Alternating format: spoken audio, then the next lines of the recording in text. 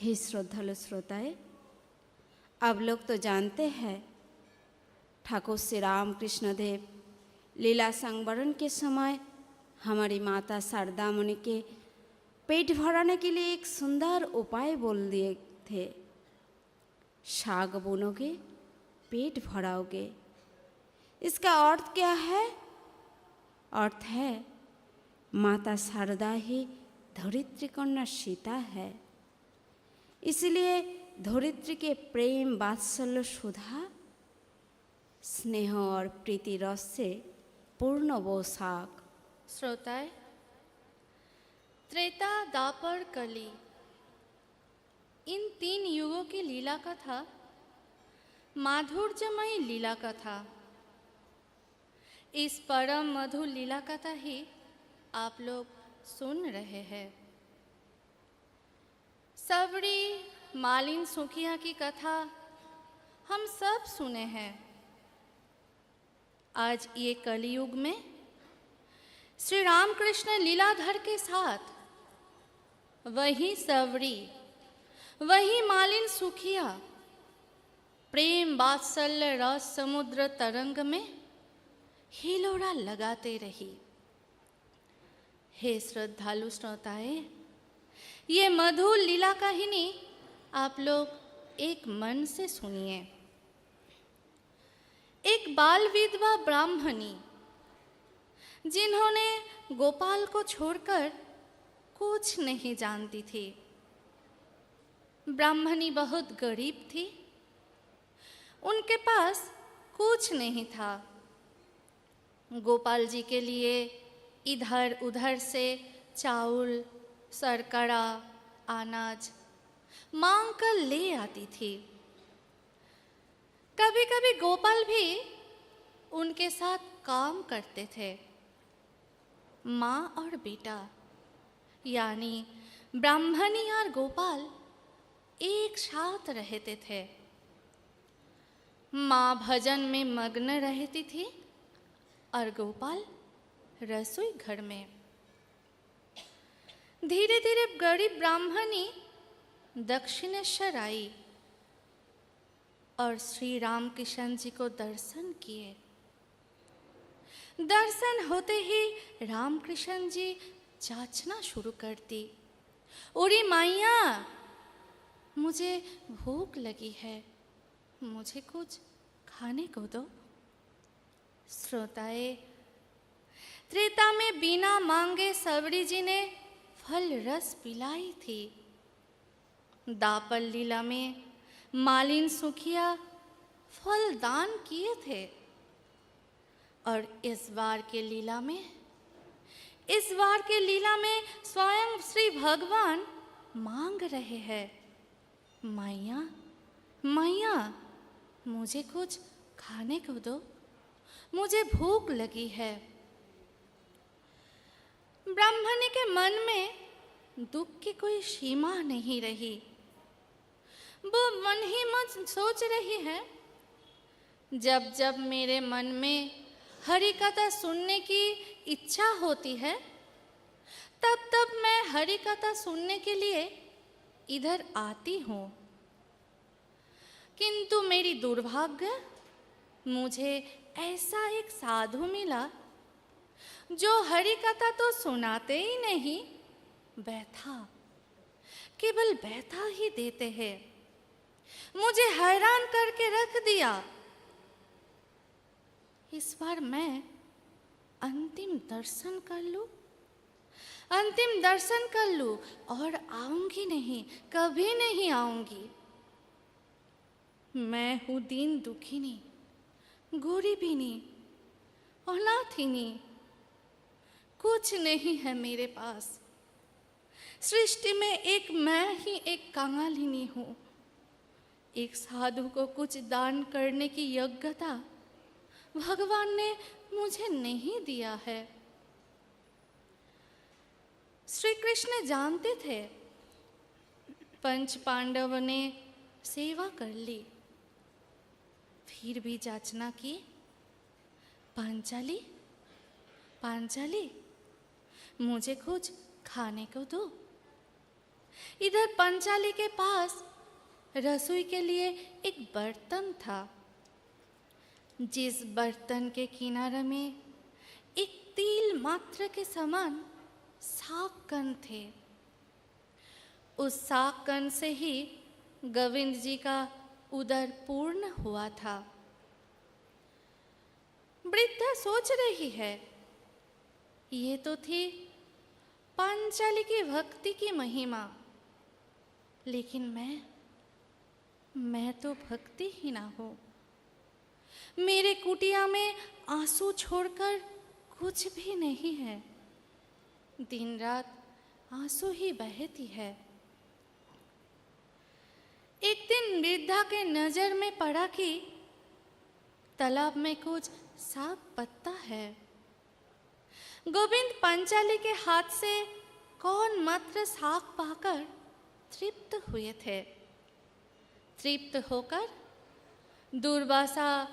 दूर्वासा के 10,000 शिष्यों के भूख मिटा दिया था। वृद्धा सोच रही है, आज मैं भी ये साग तुलकर उबाल कर ले जाऊंगी। लवण नहीं है तो क्या हुआ।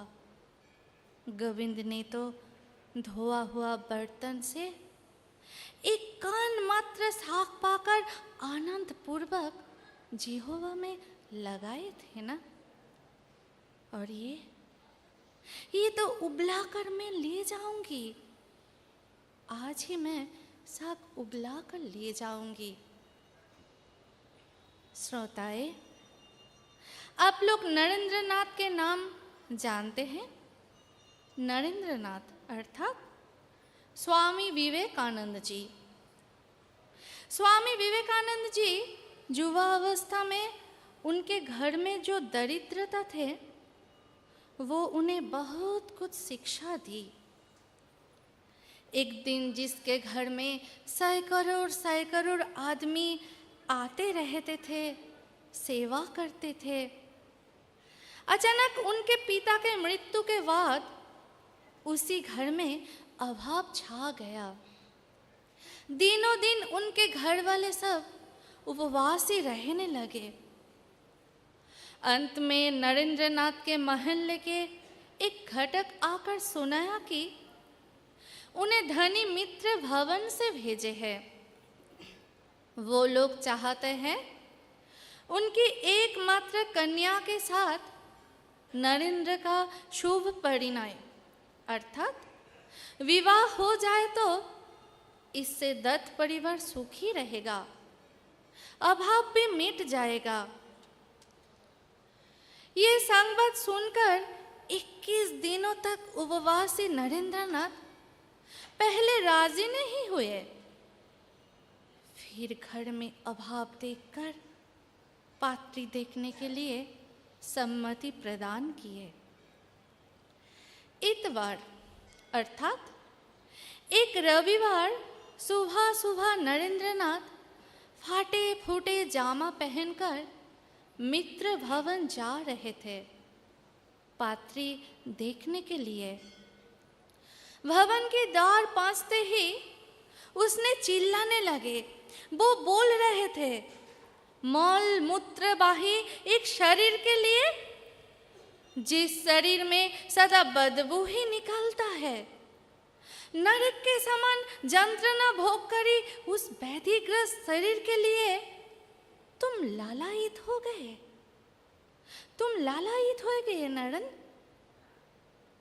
ये मन में आते ही नरेंद्रनाथ मित्र भवन की द्वार पर थूकते थूकते ही दौड़ लगाया और दौड़ते दौड़ते दक्षिणेश्वर जाने लगा।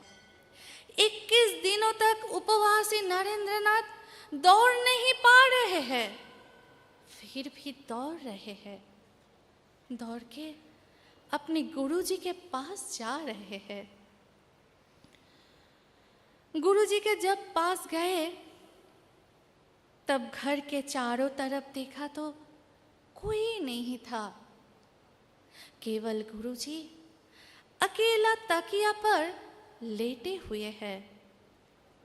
नरेंद्रनाथ घर के अंदर गए और फर्श पर बैठ गए।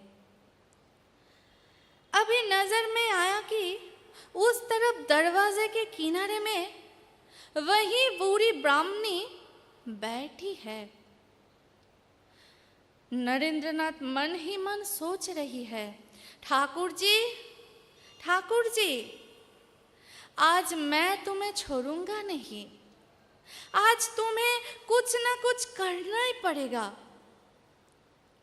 उसने गुरुजी को अर्थात श्री रामकृष्ण जी को एकटक देख रहे हैं। धीरे धीरे रामकृष्ण जी उठ गए। उतरते समय धोती तकिया में अटक गए। नंगा बाल गोपाल की तरह वो ब्राह्मणी के तरफ आ रहे हैं। नरेंद्रनाथ ये देखकर भी अनदेखा रह गए और मन ही मन बोल रहे हैं, वृद्ध ब्राह्मण, आज तुम जो कुछ करो मैं भूलूंगा नहीं, आज फैसला करूंगा ही करूंगा। तुम्हारे साथ आज ही मुझे निपटना है। इधर गुरुजी यानी श्री रामकृष्ण जी पहले की तरह वृद्धा के सामने हाथ फैलकर कहे, मैया मैया, मेरी भूख को तुम मिटा दो। श्रोता, ये बहुत बड़ी बात है, मेरी भूख मिटा दो। भूख अर्थात वात्सल्य प्रेम की भिखारी। माता सवरी की गोद में बैठकर वात्सल्य प्रेम रस पान और मालिन सुखिया की गोद में बैठकर प्रेमामृत पीजूस पान करने वाले वही अतृप्त गोपाल दक्षिणेश्वर लीला में मैया मैया कहकर पुकार लगाया। त्रेता और दापर के वात्सल्य प्रेम रस से माता पुत्र तृप्त नहीं हुए थे, इसीलिए इस बार लीला में हाथ फैलकर कहा, मैया मैया, मुझे भूख लगी है, मेरा भूख को तुम मिटा दो। श्रोता, त्रेता, दापर और कली यथाक्रम से माता सवरी, मालिन सुखिया और माता अघर मुनि देवी, इन तीनों ही महादारिद्रता में रहकर भी वात्सल्य प्रेम रस दान में समर्थ रही। दारिद्रता क्यों? दरिद्रस्स एव जुज्यन्ते साधवः समदर्शिनः सद्भिः क्षीणति त्वं तर्षं तत आराध विशुद्धोति। अर्थात दरिद्र व्यक्ति ही समदर्शी साधुओं को संग लाभ कर सकती है।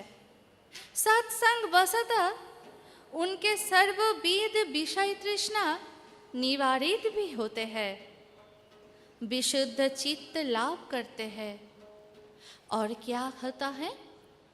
दारिद्रता में अहंकार, अभिमान, प्रतिष्ठा, जस सब लुप्त हो जाता है। तब क्या होता? तब सर्वत भावेन श्री हरि शरणम। स्मरण साधन, स्मरण साधन अति सहज साधन है श्रोता। मात्र नियमित रूप से एक मन से 108 दिन श्री हरि साधन से ही श्री हरि का दर्शन होता है। हाँ श्रोता, बिल्कुल दर्शन होता है। ये कलियुग में मात्र स्मरण साधन, ना वेदांत की चर्चा, ना उपासना। स्मरण, स्मरण अर्थात श्री नाम जप। श्री नाम में नामी विराज करते हैं, मंत्र में नहीं, तंत्र में नहीं, नाम भजन से ही प्रभु की कृपा शक्ति हाथ पकड़कर आपको साधु संग में ले जाती है। जब साधु संग में ले जाती है तब तो आनंद ही आनंद, कारण साधु मिल गया तो राम मिल गया। हाँ श्रोता, साधु मिल गया तो सोचो राम भी मिल गया।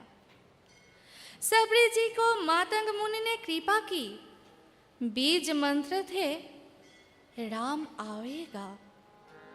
इसी वाणी की याद में वो बेशक बेआलम पड़ी रही। राम नाम की महिमा से रोम रोम में राम नाम समा गया। तब क्या हुआ?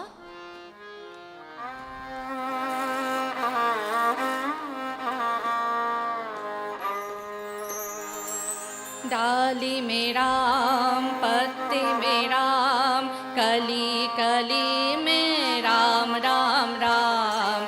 डाली में राम, पत्ती में राम, कली कली में राम राम राम। डाली में राम, पत्ती में राम, कली कली में राम राम राम। राम राम राम, श्री राम राम राम, राम राम राम, श्री राम राम राम, राम राम राम,